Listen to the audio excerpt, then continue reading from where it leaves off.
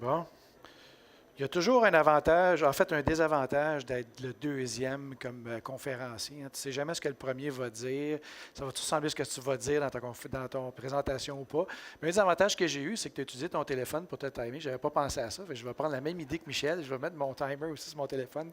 Ça va m'aider. L'autre désavantage, tu sais, en fait, c'est ma première participation au congrès de la CCAQ. Je suis bien content d'être ici. Merci de m'être invité, de m'avoir invité. J'ai grandi à Boucherville, donc je suis un Québécois d'origine, mais ça fait à peu près 20 ans que je suis à Toronto. Donc, vous allez m'excuser si parfois j'utilise des termes en anglais, parce que les termes, surtout dans le monde des affaires, ne me viennent pas aussi naturellement en français qu'avant. Donc, je m'excuse d'avance.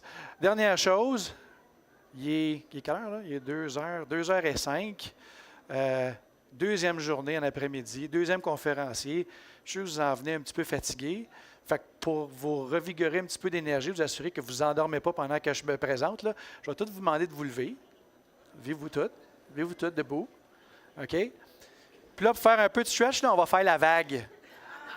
Donc, on va commencer ici, puis on va faire 2 fois la vague. Là. On commence ici. 1, 2, 3, go! C'est bien. Encore une fois. 1, 2, 3, go! Bon. Êtes-vous bien réveillé? Oui? OK. Vous pouvez rasseoir maintenant. Merci. OK. Bon, on va partir le timer. J'aurais dû le partir avant, là, mais je vais partir le timer. OK. Alors, lors du jour de ma présentation aujourd'hui, alors, première des choses, je vais donner un bref aperçu des tendances de marché. Ça va ressembler un petit peu à ce que Michel a déjà mentionné. Quel est l'impact de la technologie sur les assurés et la gestion des risques? Et finalement, la perspective de Norbridge Assurance. Alors, on va commencer par des tendances de marché.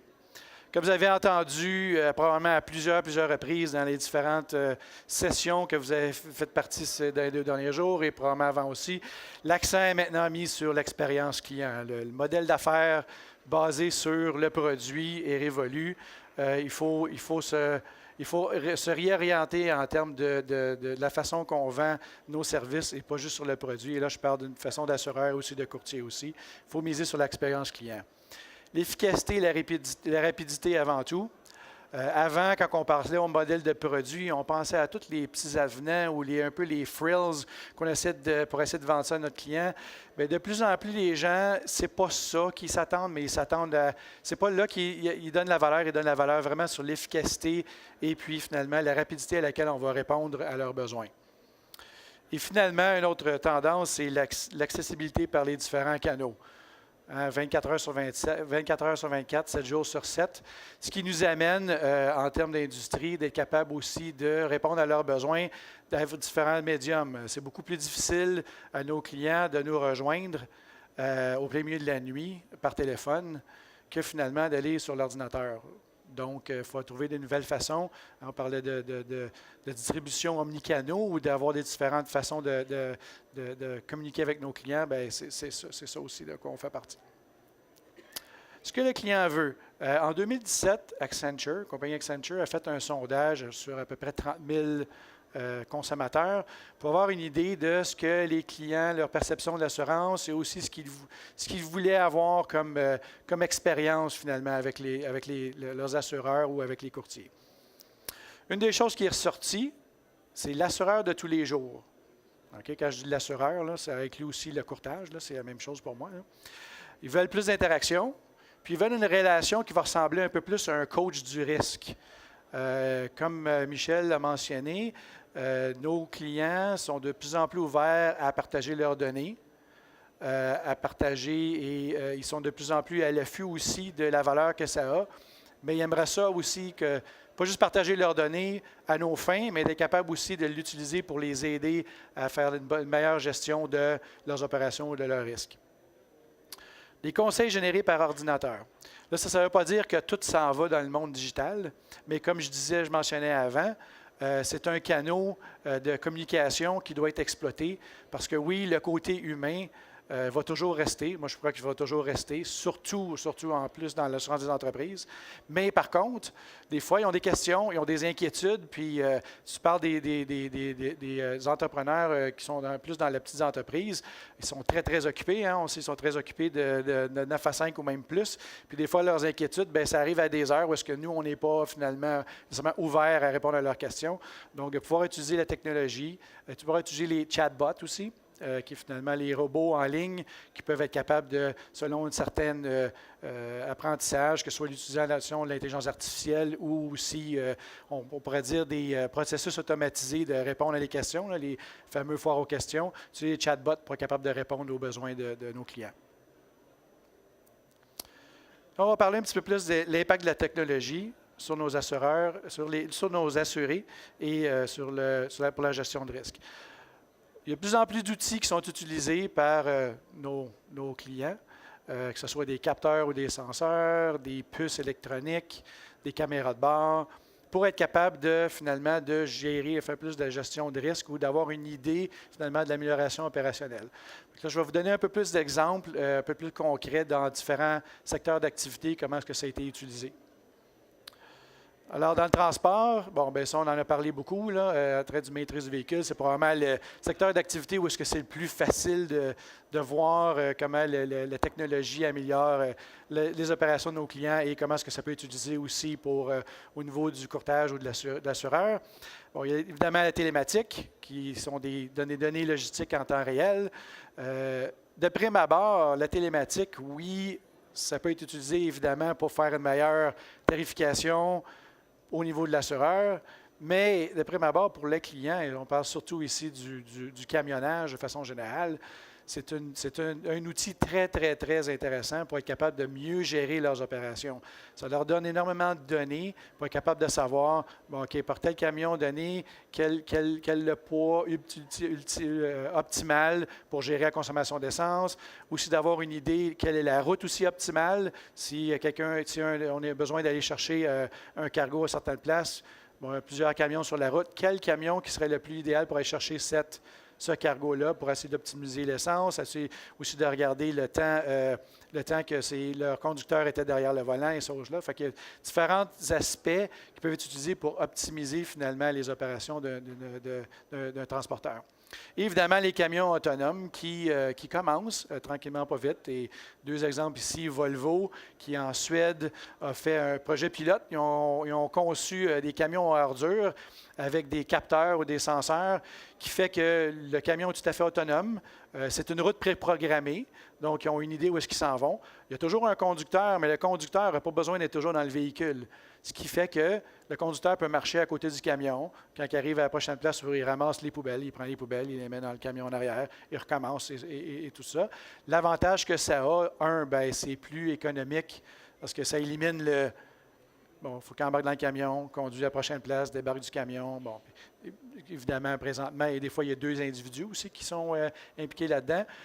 Mais aussi, au niveau, c'est beaucoup plus sécuritaire parce que ces camions-là aussi, ça se promène en ville, dans des rues et autres. Il y a potentiellement plus d'obstacles. Il y a probablement aussi possibilité bon, il y a des enfants qui peuvent jouer dans certains quartiers et autres. Là, donc, ça devient beaucoup plus sécuritaire. Puis, il y a Mercedes qui a conçu des camions lourds autonomes qui sont en train de piloter ou tester sur les autoroutes en Allemagne. Et puis, même chose aussi, il y a toujours un conducteur en arrière du volant pour s'assurer que différentes situations qui arrivent, il y a une alerte, puis la personne doit reprendre le volant. Mais de façon générale, ce que ça permet, c'est d'éliminer le stress, probablement aussi permettre au conducteur de se reposer un peu plus aussi, sans nécessairement s'endormir. Mais bon, avoir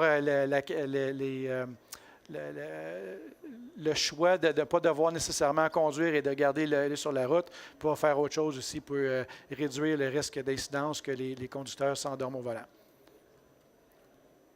Au niveau des fabricants, il y a beaucoup d'utilisation de ces capteurs senseurs-là dans les processus pour automiser les processus, pour améliorer aussi le côté opérationnel. Il y a beaucoup aussi de discussions au niveau de ce qu'on appelle le Smart Manufacturing. Ce que c'est que c'est l'implantation de puces ou de capteurs dans le processus, ce qui fait que, présentement, si tu parles d'un fabricant, il va avoir une idée dans son processus donné une certaine composante dans son processus, qu'est-ce qui se passe, mais on n'a pas nécessairement une idée de chaque unité. Mais là, en introduisant ces capteurs, ces senseurs-là ou ces puces, il pourrait avoir une idée dans tout le processus, quelle unité, qu'est-ce qui fonctionne, qu'est-ce qui ne fonctionne pas, y a-t-il moyen d'améliorer l'efficacité par rapport à ça. Gestion des stocks en commerce de détail. On voit de plus en plus l'utilisation de puces électroniques aussi qui sont incorporées dans les vêtements ou autres. Il y a un gros commerce de détail qui regarde ça puis qui introduit des puces dans leurs vêtements, ce qui fait qu'il facilite l'inventaire. Donc, si à tout moment, un employé peut se promener avec un scanner pour avoir une idée aussi de, OK, qu'est-ce qui manque dans le magasin? Est-ce qu'il manque des chandails jaunes de grandeur large pour femmes pour tel modèle? Donc, ça permet d'avoir une meilleure idée du stock que tu as besoin dans ton magasin, dans tes présentoirs, puis éventuellement hausser les ventes aussi. Parce que s'il te manque du chandail jaune, puis le chandail jaune, bien, c'est ce qui est le plus populaire, bien évidemment, les gens vont arriver, il n'y a pas de chandail jaune, ils s'en vont voir ailleurs. Donc, une amélioration d'efficacité en temps du temps d'inventaire, mais aussi de pouvoir restocker leurs marchandises de façon plus efficace. En construction, bon, il y a beaucoup de modélisation des données du bâtiment qui aide beaucoup à la planification de la construction de nouveaux bâtiments. On essaie de modéliser de plus en plus. Pas de problème. C'est beau. Beaucoup de modélisation des données pour être capable d'avoir une meilleure planification, ce qui amène aussi à une approche qu'on commence à voir, c'est l'impression de maisons en 3D. Alors, il y a eu une maison en Russie qui a été construite à 100% par une grosse imprimante 3D. Bon, la maison n'est pas très grosse, mais c'était construit en Russie. C'était sur le site en tant que tel. C'était en hiver. C'était pas en été, c'était en hiver. Cette maison-là a pris 24 heures à être construite, puis ça a coûté 10 000 $. Donc, c'est évidemment une technologie assez intéressante dans la construction. À savoir, est-ce que ça va être capable d'exploiter ça à plus grande échelle? Bon, c'est un projet pilote, mais ça nous donne une idée de ce qui peut être fait présentement. La deuxième chose, bien là, regarde, une innovation québécoise, le Umbrella. Je ne sais pas s'il y en a qui ont eu la chance d'aller voir au centre-ville de Montréal l'édifice qui a été construit sous cette technique-là. Puisque ce que c'est la technique Umbrella, c'est qu'au lieu de traditionnellement avoir des échafaudages, puis tout ça, puis être capable des grues pour la construction d'un bâtiment, c'est qu'ils commencent par construire 2 ou 3 étages plus le toit. Et ensuite, ce qu'ils font, c'est qu'ils montent le toit, puis ils construisent un autre étage. Ils remontent le toit, ils construisent un autre étage. Ce que ça permet, c'était pas une utilisation de grue, pas une utilisation d'échafaudage, donc ça réduit énormément le risque de blessures ou d'accidents entre des travailleurs. Aussi, tu as toujours le toit. Donc, les intempéries n'affectent pas non plus le projet de construction. Ce qui fait que tu peux toujours continuer, tu as moins d'imprévus qui peuvent se passer. Le dernier avantage, c'est en termes de construction, si tu construis un immeuble de 40 étages, tu pourrais construire 15 ou 20 étages, les occuper, puis là, bien, si, dépendamment du marché économique, comment ça fonctionne, tu peux arrêter là, puis recommencer peut-être dans 1 an ou dans 1 an et demi pour construire les autres étages après au-dessus. Donc, une très, très bonne idée innovatrice qui a été conçue au Québec. Donc, avec tout ça, qu'est-ce que sont les changements des risques de nos assurés? Bon, il y a certains risques qu'on peut voir qui vont probablement diminuer, que ce soit des défauts de fabrication, les erreurs humaines, évidemment les collisions avec la télématique ou les véhicules autonomes, mais aussi certains risques qui pourraient augmenter aussi ou changer. Évidemment, les cyberrisques, un risque qui va être important. On utilise de plus en plus des outils technologiques qui sont connectés ensemble. Les gens ils vont de moins en moins dans des magasins pour magasiner. Ils vont de plus en plus sur l'Internet. Alors, le clic, clic, clic, clic, clic. Ça implique finalement que le risque de cyber est augmenté. Remplacement et réparation des pièces. C'est bien beau utiliser la technologie, mais ça coûte cher. Puis, ça augmente finalement Petite sonnette.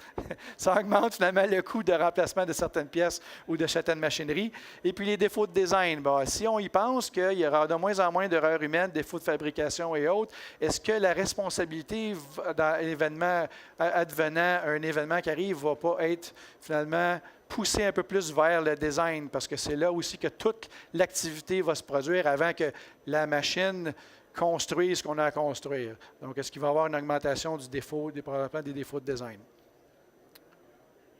Au niveau des règlements de sinistre, quelques changements à prévoir. Bon, évidemment, établir les responsabilités.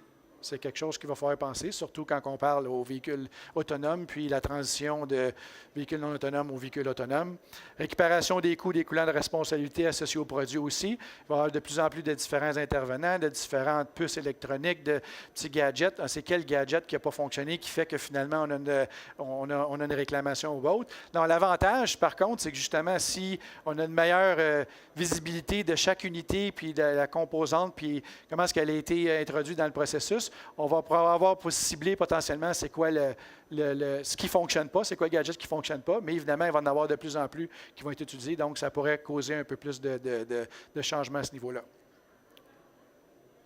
Au niveau de la gestion de risque, bon, on a la bonne vieille méthode traditionnelle, hein, c'est une visite sur place. On se fie beaucoup sur l'importance de l'œil de l'expert, donc nos ingénieurs ou autres qui vont faire une visite aux clients, regarder les opérations, regarder ce qui se passe.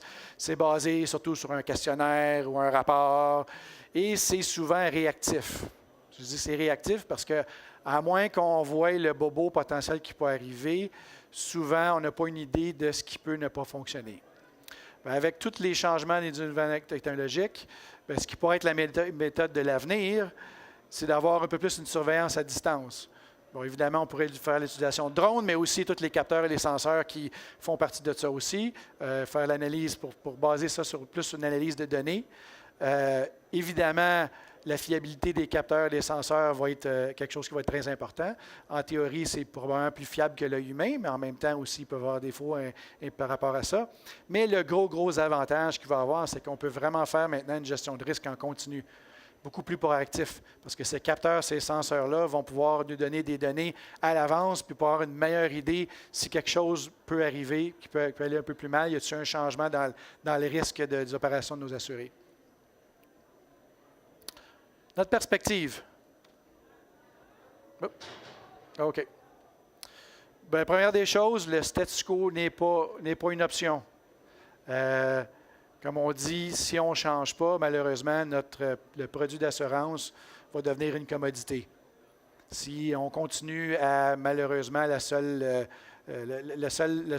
façon de vendre un produit d'assurance, c'est avec le prix, bien, éventuellement, ce qui va arriver, c'est qu'on met toute notre industrie potentiellement à risque qu'il y a un géant de ce monde, puis on utilise toujours le Google parce que c'est l'exemple le plus facile à prendre, mais ça peut être une autre forme qui arrive ici, qui comprennent nos clients encore plus qu'on les comprend parce qu'ils ont énormément de données sur nos clients, qui sont capables de faire un produit d'assurance parce qu'en bout de ligne, c'est facile, tu prends un contrat puis tu le copies demain matin. Hein? Il faut qu'ils prennent un autre contrat, le meilleur, ils disent « Ah, ça c'est le meilleur contrat, je vais faire des design là ». Puis qui sont capables de distribuer ce produit-là de façon encore plus efficace qu'on est. Fait qu'en bout de ligne, le prix va diminuer. Puis si c'est juste ça qu'on vend, c'est sûr qu'on est mort dans le futur. Donc, il faut se renouveler, il faut ouvrir nos œillères, il faut regarder justement quels sont les changements technologiques qui vont impacter nos assurés, comment est-ce qu'on peut se renouveler à ce niveau-là. Puis, il faut mettre le client, évidemment, au centre de la stratégie des affaires. Au niveau au niveau de la souscription, une des choses qui va être un atout dans le futur, c'est que les souscripteurs vont devoir comprendre les nouvelles technologies et comment est-ce que ça impacte finalement les opérations de nos assurés. S'ils utilisent de plus en plus ces nouvelles technologies-là, évidemment, être capable de comprendre comment le risque change dans le futur, comment leur exposer au risque change dans le futur, comment être capable d'avoir une tarification beaucoup plus précise, beaucoup plus individualisée pour ces risques-là, comment être capable aussi d'évoluer le contrat d'assurance qui est présentement très statique. Une fois par année, on regarde qu'est-ce qu'on a besoin comme couverture. Avec tous ces outils-là, on est capable de probablement modéliser puis d'avoir un changement beaucoup plus dynamique à travers le temps du genre de du genre de contrat ou du genre de couverture d'assurance que nos assurés vont avoir de besoin. Donc, ça va être un atout très important dans le futur. Au niveau de l'indemnisation, on va commencer à avoir un transfert de modèle aussi, où est-ce qu'il va falloir avoir un focus beaucoup plus grand dans la prévention en temps réel de sinistres ou d'indemnisation. Si on pense qu'éventuellement la fréquence des réclamations vont diminuer, ce que ça veut dire, c'est qu'on va avoir de moins en moins de réclamations. Peut-être que ceux qu'on va avoir vont être plus grosses, peut-être qu'ils vont être plus complexes, mais on va en avoir de moins en moins. Bien, avec, comme on disait, tous les outils à notre disposition, on est capable de transférer aussi notre valeur qui est beaucoup focusée sur l'indemnisation pour dire, bon, peut-être qu'on peut vendre aussi, changer ça pour vendre la prévention de risque en temps réel.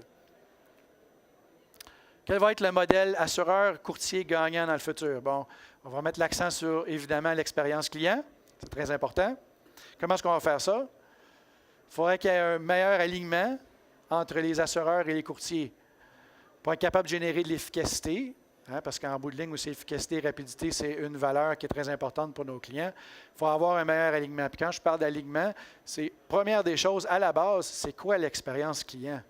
Ça va être quoi l'expérience client pour ce secteur donné, pour ces clients-là donnés? Il faut être capable d'avoir une idée, ça va être quoi? Quel genre d'informations qu'on a vraiment besoin pour ne pas être obligé d'y retourner 3 fois, que ce soit entre l'assureur et le courtier ou entre le courtier et l'assuré, pour être capable finalement de développer ce produit ou d'être capable d'y offrir une solution à ses besoins. Spécialisation, Michel en a parlé. De plus en plus spécialisation. Si on pense à justement comment les opérations, puis là on parle de nos clients commerciaux, vont changer, ils sont en changement, ils sont impactés par la technologie. Plus on a une spécialité dans ces secteurs donnés-là, plus on va comprendre c'est quoi l'impact que cette technologie a sur nos clients, plus on va avoir une meilleure façon d'être capable de développer des solutions plus personnalisées envers ces clients-là. C'est ce qu'ils vont rechercher. En bout de ligne, chaque client pense qu'il est unique. Il pense qu'il est différent des autres. Puis comment est-ce qu'on est capable de leur donner une solution qui est beaucoup plus personnalisée que le modèle présentement où est-ce qu'on développe un produit qui est beaucoup plus général. La prévention de sinistres, on en a parlé. Ça va devenir quelque chose qui est beaucoup plus importante. Puis, être expert en outils de surveillance et analyse de données, on l'est déjà dans une certaine mesure. Hein? Quelle autre industrie ramasse autant de données que nous autres, on en ramasse dans nos processus? C'est incroyable la quantité de données qu'on ramasse. Et évidemment, on a des départements d'actuariat qui sont capables d'analyser ça aussi et autres départements. Mais comment est-ce qu'on peut utiliser aussi cette force-là qu'on a en termes d'industrie pour être capable d'analyser l'information, dans encore plus d'informations que nos clients, finalement, généraux, qui ne sont peut-être pas capables non plus de gérer. Hein, en bout de ligne, si tu as une compagnie on prend le camionnage comme un exemple, compagnie de camionnage qui a des outils télématiques et autres, ils ont peut-être une idée comment utiliser ces données-là, mais peut-être qu'ils ont besoin d'aide aussi pour les aider un peu plus à comment est-ce qu'ils peuvent maximiser l'information qu'ils génèrent à propos de télématiques pour être capables d'améliorer leurs opérations, leurs risques. Qu'est-ce qu'on fait à Northbridge pour nous renouveler? Puis ça va dans le sens de l'expérience client. Bon, une chose qu'on a faite que le nombre d'entre vous ont perçu l'année passée, on a lancé un nouveau produit pour l'assurance des petites entreprises, le Northbridge Assurance Go. Mais même si c'est sûr que le produit est très bon, là, on le sait qu'il est très bon, là, puis c'est quelque chose qu'il fallait avoir, c'est plus qu'un produit. Quand on a lancé cette initiative-là, c'était toute une expérience client qui était basée sur, on va avoir un produit puis une expérience qui est simple, qui est rapide, un service qui est rapide, puis une tarification ou on va dire une indemnisation ou une façon de faire affaire avec nos clients qui est équitable. C'était 3 points qui ressortaient quand on a fait une analyse de ce que les petites entreprises recherchaient. Fait que toute notre solution est rentrée alentour de ça. Oui, le produit est bon, mais en bout de ligne, le succès qu'on a eu depuis à peu près 18 mois est beaucoup relié sur c'est quoi l'expérience qu'on a créée avec ce nouveau produit-là. Au niveau de l'indemnisation, beaucoup de projets aussi à ce niveau-là. On a fait un partenariat avec une entreprise qui s'appelle InCircle, qui ont développé une application quand un de nos assurés a une réclamation, On peut leur pousser à travers un texte. C'est un lien, qui clique sur le lien. Ça ouvre une application sur leur téléphone. Puis avec leur téléphone, ils peuvent prendre des photos pour essayer d'évaluer le dommage en temps réel beaucoup plus rapidement. L'avantage que ça a, parce que je veux dire, il y en a plein d'autres applications que tu peux prendre des photos, c'est que ça communique en temps réel avec nos gens d'indemnisation à Northbridge, ce qui fait qu'ils peuvent voir ce qui se passe en temps réel avec le client pendant qu'ils sont au téléphone, ils prennent des photos, puis là, ils disent, OK, finalement, tu as un dommage à la chaise ou ces tables-là ici, tu peux-tu... Je ne vois pas très, très bien. Tu pourrais prendre une photo de cet angle-là, pour avoir une bonne idée. Les autres utilités de cet outil-là, c'est aussi connecté avec différents distributeurs pour être capable d'avoir une bonne idée de la valeur de remplacement. Fait que nos gens d'indemnisation peuvent avoir une idée très, très rapidement de la valeur de remplacement. Ce qui ferait que, dépendamment de la grosseur des réclamations, et là on parle de petites réclamations en biens ou même en automobile, en 45 minutes, on peut avoir réglé la réclamation. Fait qu'on ne l'a pas juste ouvert en 20, on l'a réglé en 45. Fait que c'est un gros avantage.